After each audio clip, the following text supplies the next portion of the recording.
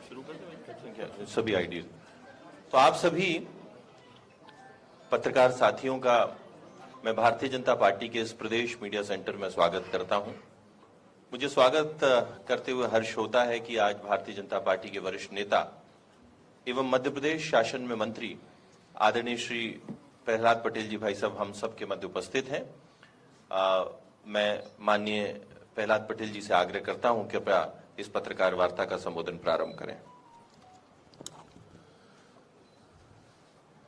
मैं अपनी तरफ से और अपनी पार्टी भारतीय जनता पार्टी की तरफ से भोपाल के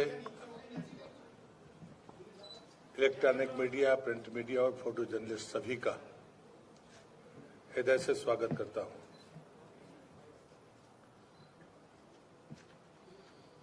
लगभग तीसरे चरण के मतदान के और दूसरे के बीच में आपसे चर्चा का ये सौभाग्य मिला है। कांग्रेस के नेता और कांग्रेस पार्टी लगातार आरक्षण के बारे में और विशेष करके पिछड़े वर्ग के आरक्षण के बारे में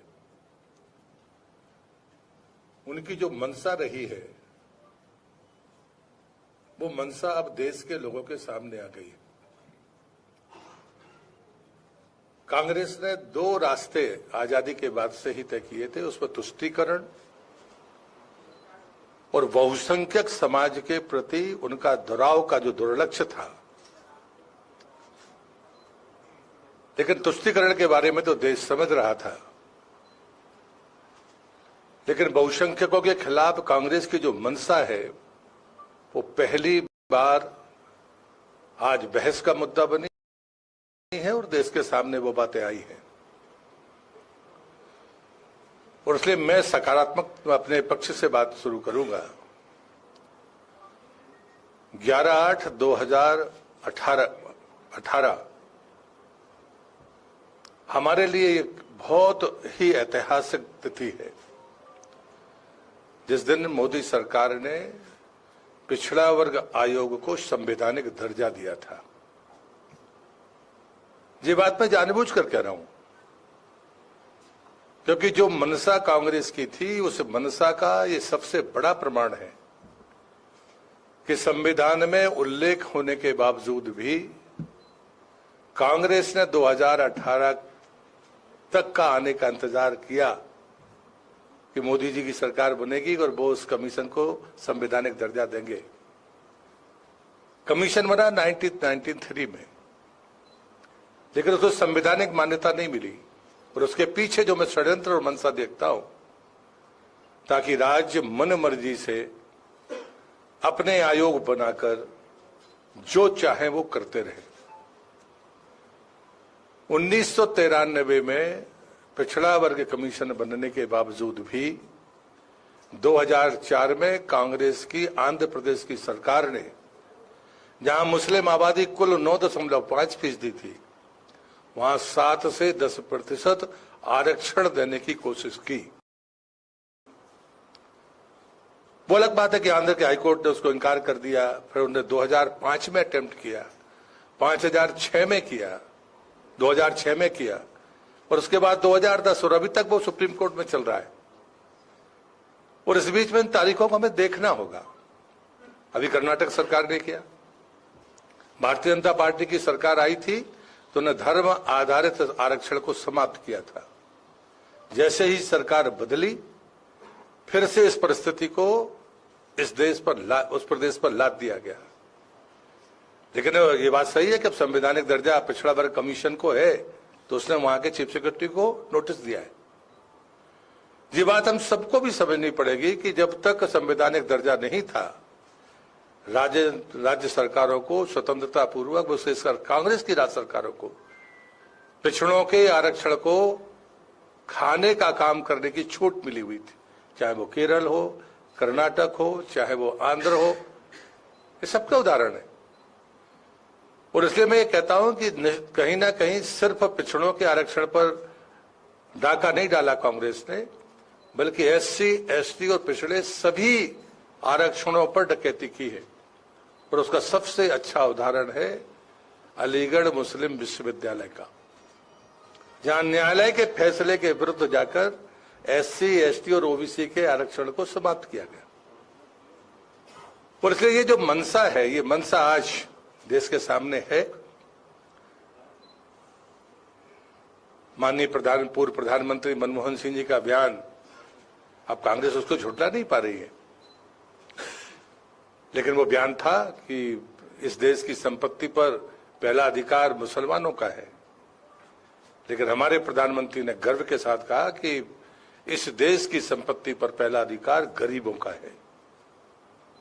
और इसलिए मुझे लगता है कि ये जो बहस है, ये सिर्फ बहस नहीं है, इसने कांग्रेस के नेता, कांग्रेस पार्टी दोनों के चरित्र को उजागर किया है।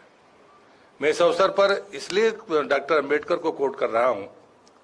27 अक्टूबर 1991 में जब उन्होंने कहा था कि मुसलमानों, पंडित नेहरू हमेशा मुसलमानों का पक्ष लेते, साथ में उन्होंने लाइन कही थी कि मैं मुसलमानों का विरोधी नहीं हूं, लेकिन जिनको संरक्षण मिलना चाहिए उनको मिलना चाहिए। ये तुष्टीकरण और बहुसंख्यक वर्ग के विरुद्ध कांग्रेस की मंशा अब व्यापक तरीके से जनता के बीच में आई है।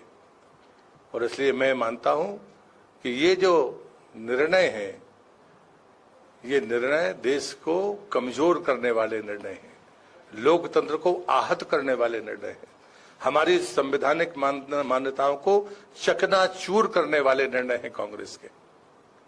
और इसलिए इसकी जितनी निंदा हो जाए वो कम है, लेकिन देश के बहुसंख्यक समाज को, वो SC हो, ST हो, OBC हो, उसको जागना होगा कि जब संविधान निर्माताओं ने धर्म आधारित आरक्षण को स्वीकार नहीं किया था, उसके बावजूद भी आप लगातार ये प्रयास कर रहे हैं। ये देश के संविधान को चुनौती देना है, उसे नुकसान पहुंचाना है, ये लोकतंत्र के लिए खतरा है। आप अपनी जीत के लालच में संविधान को दरकिनार करें, ये कांग्रेस का ये प्रयास इस देश में हम सफल नहीं होने देंगे। और मैं इस अवसर पर कहूंगा कि कहीं ना कहीं कांग्रेस के नेताओं के बारे में दिनकर की वो पंक्ति जरूर महत्वपूर्ण मुझे लगती है, जब नाश मनुष्य पर छाता है पहले विवेक मर जाता है। व्यक्तियों का तो ठीक है, यहां तो पूरी पार्टी लगातार इस गलतियों को दोहराने का अपराध कर रही है। और इसलिए मुझे लगता है कि देश को ताकत के साथ खड़ा होना होगा, खास करके वो बहुसंख्यक समाज SC, ST और OBC। मैं आपके माध्यम से प्रार्थना करूंगा उसे इस कांग्रेस की मंशा को ध्वस्त करने के लिए ताकत के साथ इस यज्ञ में अपनी आहुति डालनी चाहिए, ताकि हम संवैधानिक मान्यताओं का, अपने लोकतंत्र का की रक्षा कर सके और इन षड्यंत्रों को विफल कर सके। मुझे कितना ही कहना है, कुछ आप पूछेंगे तो मैं जरूर जवाब दूंगा। विनोद जी, क्या आपको लगता है कि मध्य प्रदेश में 2 चरण का चुनाव हुआ है, वहां पर SC, ST और OBC का मतदान कम हुआ है? नहीं, ऐसा बिल्कुल नहीं है। सब जगह पर, चाहे बालाघाट हो, छिंदवाड़ा हो, होशंगाबाद हो, मतदान प्रतिशत में सेग्रीगेट करने की कोई व्यवस्था वैसी नहीं है। लेकिन जो क्षेत्रों में चुनाव हुए हैं वहां पर बड़ी संख्या में पिछड़ा वर्ग मतदाता है, जिसने भरपूर समर्थन भारतीय जनता पार्टी को भी दिया है, मतदान भी किया है। राजीव जी, केरल, कर्नाटक, आंध्र। केरल में 30% है, जिसमें उन्हें पहले 8% किया था, बाद में फिर 32% यहाँ पे कर्नाटक ने किया। जी, मैं ये पूछना चाहता हूँ कि राजनीति में जिस तरह की बयानबाजी हो रही है, आपने OBC और संख्या की बात की, किसने क्या काम किया, मैं आपसे ये जानना चाहता हूँ कि राजनीति में जिस तरह बयानबाजी, जनाजा और मंगलसूत्र, इस तरह की, तो आपने भी बड़ी राजनीति की है, तो क्या आपको लगता है कि इस तरह के बयानबाजी होना चाहिए राजनीति में? मुझे लगता है कि पहले ये भी कांग्रेस से पूछना चाहिए कि राहुल गांधी प्रधानमंत्री के बारे में जो टिप्पणी करते हैं वो अमर्यादा क्या सही है? ये तो मुद्दों की बात है कि हम क्या उदाहरण देते हैं, लेकिन जिनने कभी मंगलसूत्र नहीं पहना वो मंगलसूत्र की दुहाई देते हैं। तो ऐसी बातें मुझे लगता करनी नहीं चाहिए। ठीक है। संतोष जी, अब की बार 400 पार विधानसभा में आपसे भी पूछा गया, सभी पदाधिकारियों से पूछा गया, अब की बार तो किसी ने जवाब नहीं दिया, लेकिन बहुमत आएगा ये तय था। लेकिन अब की बार 400 पार में आपको ऐसा नहीं लगता कि कार्यकर्ता और पदाधिकारी संगठन बिल्कुल निश्चित हो गया कि अब की बार तो 400? नहीं, मुझे लगता है कि विधानसभा में मैंने कहा था, मैं सही रहा ना, मैंने अपना स्टैंड नहीं बदला। संकल्प होता है, संकल्प का आधार है, और ये संकल्प 2014 में हमने जो तय किया वो हमने प्राप्त किया, 19 में कहा वो प्राप्त किया, 24 में तय किया है, प्राप्त करेंगे।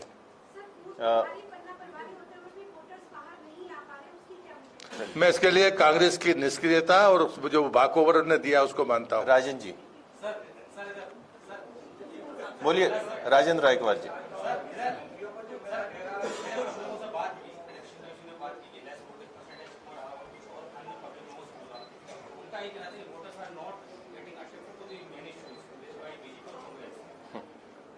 मुझे लगता है कि अपन ऐसी बातें कैसे कर सकते हैं।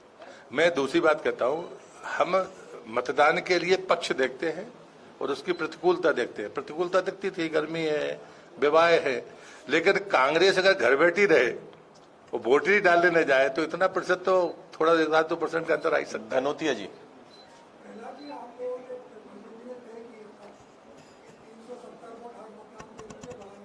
एक ही प्रश्न,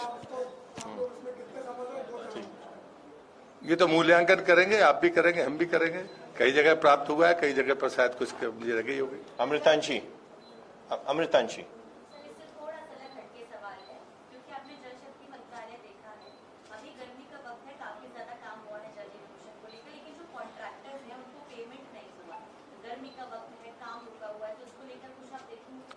अब देखिए, अभी तो मैं कोई आश्वासन नहीं था, लेकिन ऐसे मामले अधिकारी स्तर पर बिल्कुल पहली प्राथमिकता में सुलझाए जा रहे हैं। ये काम कभी नहीं रुका, शायद निर्वाचन आयोग ने भी इसको रोका नहीं, पिछली बार भी हमने परमिशन ली थी। ये उनके पेमेंट में कोई ऐसा व्यवधान नहीं है। कोई होगा तो निश्चित रूप से उसमें प्राथमिकता के साथ होगा, क्योंकि पानी प्राथमिकता है सरकार की। सुचन्ना जी। प्रहलाद जी, दिग्विजय सिंह बोल रहे हैं कि भाजपा का उनका इन्फ्लुएंस भाजपा पे बहुत ज्यादा है। 15 मिनट का एड्रेस में अमित शाह जी 17 बार उनका नाम लिया। तो उन्हें तो खुश होना चाहिए, मैं भी उनका बहुत सम्मान करता हूँ, धन्यवाद देता रहता हूँ। राकेश जी, राकेश। इसके साथ ही एक सवाल ये है कि 12 सीट का समीकरण देख पा रहे हैं, और जो छिंदवाड़ा और राजगढ़ जो हॉट सीट है, वहाँ के क्या समीकरण है? यदि आप जीत गए तो क्या लीड का कोई आकलन किया गया? छिंदवाड़ा तो हो गया, और मैं पहले दिन से कहता था कि कंट्रीब्यूट करने के लिए सब छिंदवाड़ा है। राजगढ़ में आज राघोगढ़ विधानसभा में ही मैं जाऊंगा आपसे बात करने के बाद। नहीं, मुझे लगता है कि मैं ऐसी बातें मैं तो कभी करता नहीं हूं, पर राजगढ़ हमारी परंपरागत सीट है, जहां संगठन का दबदबा आज से नहीं, जनसंघ के समय से। नितिन जी।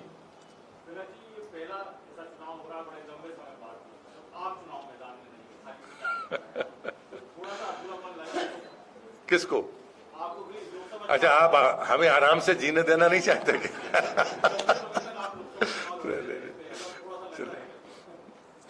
श्याम जी, बैठ के दो सवाल थे। एक सिर्फ एक एक मैं ले लेता हूँ। जीतू पटवारी जो है उनकी जबान भी फिसली है, उन्होंने कहा है कि रावण है मोदी। मुझे लगता है कि मैं हमेशा ये मानता हूं कि लोकतंत्र में अमर्यादित भाषा उचित नहीं है, न वो लोकतंत्र के लिए न हमारी संवैधानिक व्यवस्था के लिए। समरसता महत्वपूर्ण होती है, उसका पालन करना चाहिए। बार बार अब जब उनके नेता ऐसी भाषा बोलते हैं तो इनसे क्या अपेक्षा करेंगे? दिनेश जी। 24% आरक्षण कमलनाथ सरकार ने दिया था ओबीसी के लिए, फिर एक मध्य प्रदेश शिवराज सरकार आई, उन्होंने पिछड़ा वर्ग कल्याण आयोग बनाया, उसने जनसंख्या के हिसाब से अपना एक दस्तावेज तैयार किया, केंद्र सरकार को भेजा।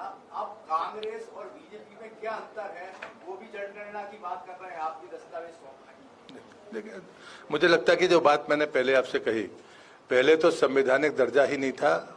मैं एक उदाहरण देता हूं महाराष्ट्र का, संसद में उठाया जो मैंने, वहां पर लोधी आइडेंटिफाई कास्ट नहीं थी, लिस्टेड नहीं थी, लिस्ट हो गया तो ओबीसी में कैसे आए?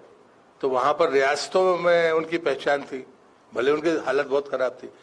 पर हम 10 बार SC/ST कमीशन के पास गए, क्योंकि कमीशन को संवैधानिक दर्जा नहीं था। उनने हमको सुना नहीं, ले लिया लेकिन सुना नहीं। जब तक संवैधानिक दर्जा नहीं मिल गया वो डिस्प्यूट बना रहा। ये उदाहरण है। इसलिए संवैधानिक दर्जा प्राप्त जब बना है हमारा कमीशन, उसके बाद ही इन बातों का समाधान हो सकता है। और इससे पहले जिन लोगों ने किया है, तो कांग्रेस के मैंने 3 राज्यों के उदाहरण आपको बताए। आयोग की मान्यता संवैधानिक न होने का दुरुपयोग करने की आदि कांग्रेस रही है, उनने कभी उसका पालन नहीं किया। हमारी सरकार ने अगर भेजा तो ये नियम यही है जो भाजपा की सरकार ने किया। अनुराग जी, सर, ये प्रमोशन में आरक्षण का मामला अटका हुआ है। कई अधिकारी कर्मचारी बिना प्रमोशन के रिटायर हो गए हैं। सरकार ने कमेटी भी बनाई। देखो, आचार संहिता का पालन आप भी करो, हम भी करते हैं, और राम राम करें अपन। चलिए।